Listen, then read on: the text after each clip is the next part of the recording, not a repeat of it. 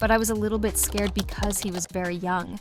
Well, at least I'll do everything he did because all the stars were aligned. We are not a contractor and we are a technical partner. And there were a lot of hypotheses because this is the life of a project and it's not always perfect. Hello everyone, my name is Olga. I am an IT sales manager and brand ambassador at WEZOM.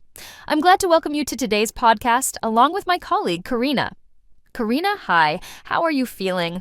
Hello, Olga. Everything is fine. Let's share with our listeners what we've been doing for the past 8 months. It's a pleasure. Today, we're going to talk about one of our projects that we launched the other day, a mobile application that can be useful in preparing applicants for NMT when applying to higher education institutions.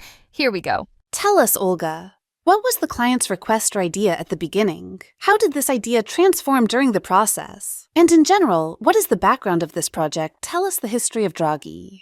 It was very interesting, actually. My first meeting with Kirill took place on September 7th, 2023 last fall. He was the ideologist of this project because he is still a student and understands well the pains of applicants entering higher education institutions.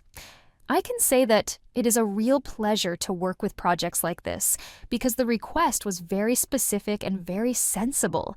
I'll even read what it sounded like now. It will be an interactive learning app. It should be available on Android and iOS with its own content, a video algorithm for individualized selection of exercises and tasks with automatic verification, with a personal student profile, and with saved progress and rating.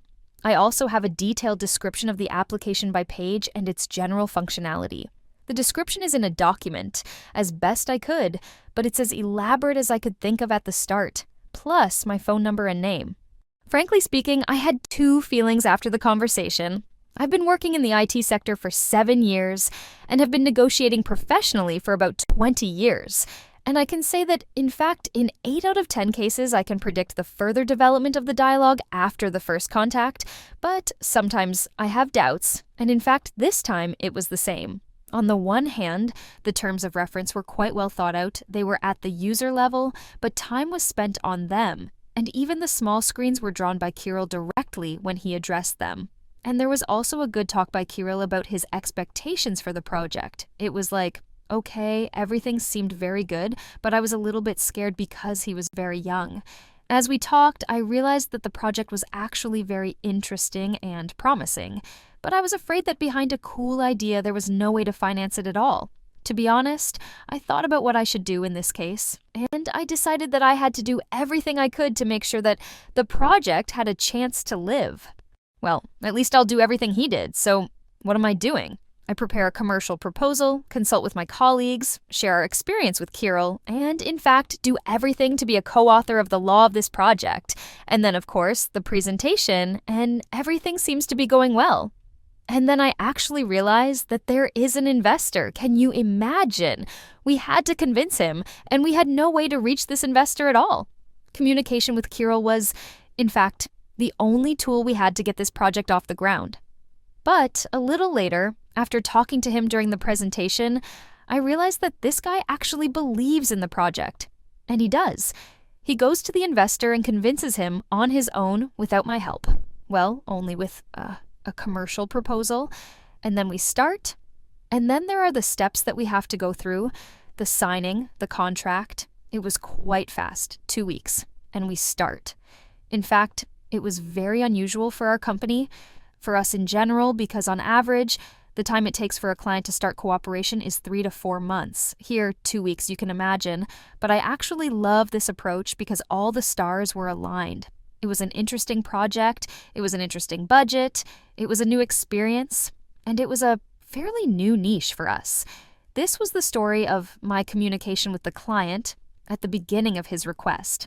How interesting is the project's path? I didn't even know some of the details. What were the main requirements for functionality and design in general at the initial stage? Oh, it was also interesting here. If we talk about design, for example, I will say frankly that our companies have a lot of cool designs, but they are always very serious. It's always for serious companies. Most often these are B2B projects, so the designs are very serious.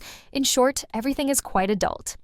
As I later realized, it's a little bit boring because this project is about a hero in the app, a dragon called DRAGI. which is the name of our project. It should be positive, sensible, funny, and light. It was quite unusual for us, but very interesting. Our target audience was teenagers. They had to prepare for entrance exams. They were already under a lot of stress at this stage, and we had to give them something useful and not burden them with some boring tasks. So what did we do? We had several design options. It was really a challenge for us. There were bold colors, gradients, but we'll talk about that in a bit. That's about the design, but if we talk about the functionality, it's no less interesting. Reels like in TikTok, ratings like in Duolingo, referrals like no other, game elements for interest, and in general, the content is copyrighted because real teachers are sitting behind the screen preparing assignments, tests, and videos. So we started digging. At first, there was a discovery phase. You probably remember it very well, too. Yes, of course. Detailing each idea, refining it in terms of logic and development. Because our task was that we are not a contractor you order, and we execute, and we are a technical partner. And so with every project, in fact, we are co-authors. Each project is an experience for us. It is our future as a team. Therefore, in the process of discovery, which lasted 4 sprints, we managed to draw the UX of all screens of the future application, work out the logic of the customer's original idea, and then development and development. The team was so excited about this project.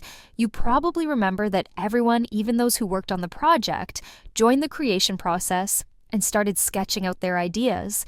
And if you do it this way, maybe it will be better. And there were a lot of hypotheses, and we still have them, which we will probably see in the next releases of this project. So I can say that we have gained a great experience, and our team has been great in developing this project. So let's talk further in more detail about how it all came about. let's talk about it, but you probably know all the details, all the interesting moments, all the risks we faced during development. Tell us, Karen, please, what were the development stages of the project? In general, at the start, we had a list of requirements and an understanding of what our final product should look like. Then, the main stages of development were work planning and risk analysis, as well as the design and development of the application. We agreed with Kyrilo on what he wanted to see and how we visualized it. Then there was the implementation of the application itself, testing, demonstration, and market launch. That is the introduction of the application itself.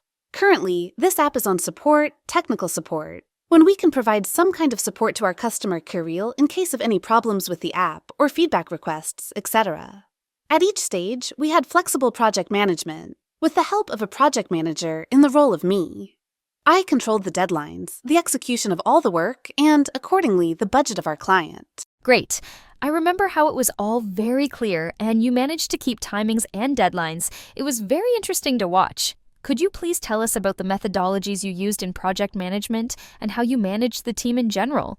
Of course, the project used the granddaughter of the Agile model. My team moved in short 2-week iterations, sprints. And this is the dynamic formation of requirements and ensuring their implementation. As a result of the constant interaction of the team working on the project, we were able to effectively implement our project, the DRAGI mobile application. In general, the team structure consisted of 2 mobile developers and a backend developer to develop the application. We also had an admin panel that was developed by a backend developer and a frontend developer. They interacted together. And an important member of the team was a tester who was already responsible for the quality and correctness of the tasks. The entire project was managed by a project manager. Of course, in the role of me, I was responsible for the quality of the software product and, of course, a quick entry into the market.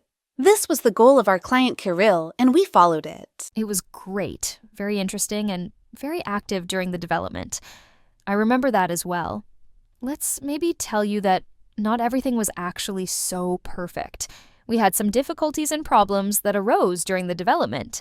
Can you share what challenges you and the team faced in general? You just decided to dig deeper. Of course I did. I'm sorry, we are having a frank conversation today. Yes, of course I will share. We had some challenges, some difficulties, and points that had to be discussed with the team, and then discussed with Kirill.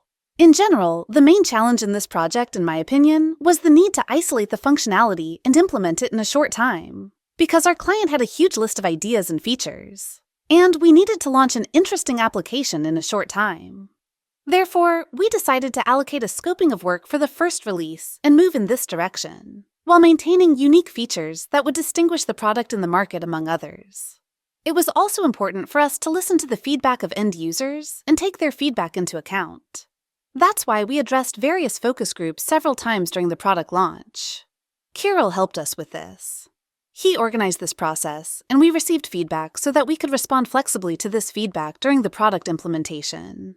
And thus, which features were adjusted, highlighted more clearly, and implemented as a first priority, so that our end users would be satisfied with the expected product. So we listened to them, tried to do everything with high quality, and in a short time. That's awesome. Thank you so much for sharing. It's really interesting because this is the life of a project, and it's not always perfect, but the main thing is to come out of these interesting moments with the right decisions.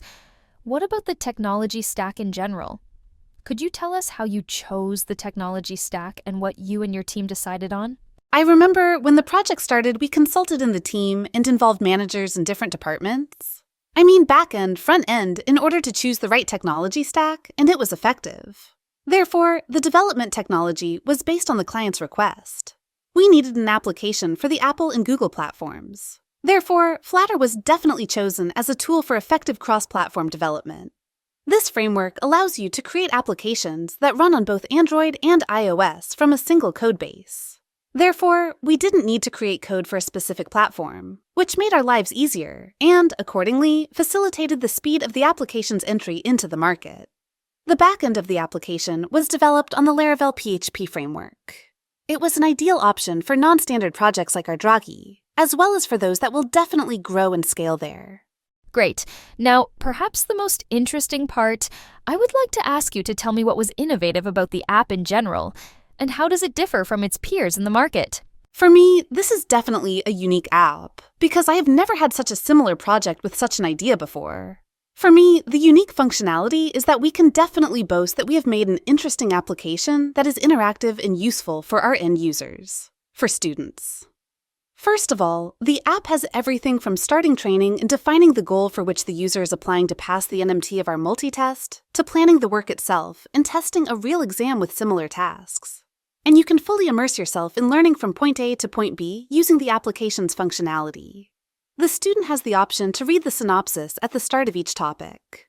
They can choose the format, watch a video summary, or read it in text or PDF format. Then calibrate their level of knowledge, that is, determine what level they will start in their studies and what level they will be given tasks in the lessons according to special algorithms. And depending on the correct or incorrect answers, you will receive the next tasks in the lessons, which are thrown up automatically for effective learning. In addition, the app has a global rating of all users, where you can track your progress, motivate yourself to new achievements, compete with your friends, tracking who has scored how many points during the course of study, and compete to motivate yourself in this way. Another feature that I think is quite interesting is the ability to consolidate the material by reviewing the reels. It's something like TikTok, but more useful, informative, and encourages you to gain new knowledge. Therefore, in my opinion, this attitude definitely stands out in the market among competitors. Yes, I agree with you. So our listeners will probably be able to download this app from the Play Market and the App Store right now and see for themselves that it is interesting and useful. In general, to summarize what I have said today, I can say that you should not be afraid of your ideas. You should not be afraid to launch startups and move towards something new. It's important to find like-minded people and a real team of professionals and experts who can guide, advise, and help with implementation. Olga, next time we'll talk directly to Kirill, the ideological founder of the DRAGI project. I think he will be able to tell us, share his thoughts, how this idea came about, how it matured. Impressions and feedback on the implementation and launch of the project are welcome. Okay, we will do that. We already have a plan for the next step, so listen to the next podcast. So see you soon. See you soon. Bye, Karina. Have a nice day. Bye. Have a nice day.